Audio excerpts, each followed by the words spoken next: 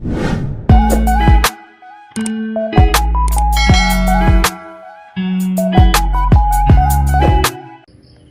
good morning mga par. So, umaga pa lang, 6:30 pa lang na umaga. So, naghatid ako nung sister ko pababa.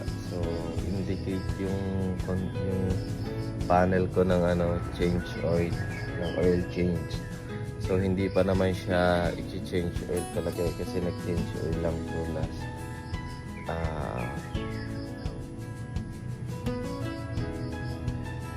last week lang.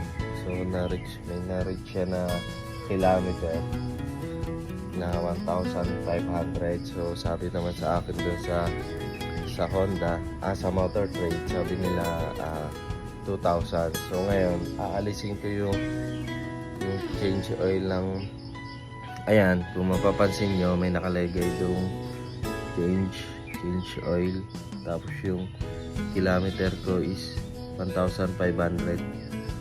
So isa-set ko yan ng 2,000 and aalisin ko yung change oil.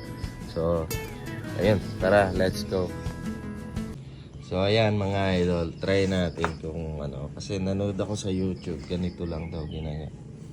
Pindutin lang sila ng sabay.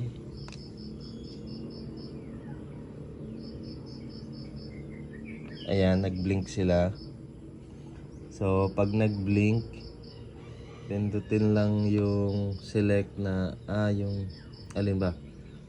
Set ng 4 times. 1, 2, 3,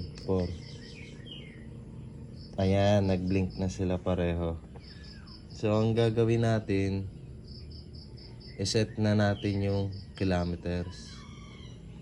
Pwede na tayo niya mag-set. So, pindutin naman natin yung select. Ayan, nadagdagan siya, nag 2,000 siya. Diba? 2,000 kilometers. So then, set na natin. So ayun. Ganun lang. Nawala na yung oil change. Na set na natin ng 2,000 kilometers. So, pag naka-reach natin yung 2,000 kilometers niya, mag-indicate ulit yung oil change. So, ayun, ganun lang mga par. Press nyo lang yung select and set ng matagal hanggang mag-blink yung clock. Ayun. Then, pag nag-blink yung clock,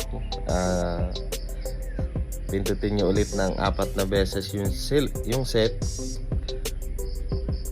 tapos magbi-blink yung oil change at saka yung kilometer. So ayun, pwede nyo nang iset. Ayun, okay na.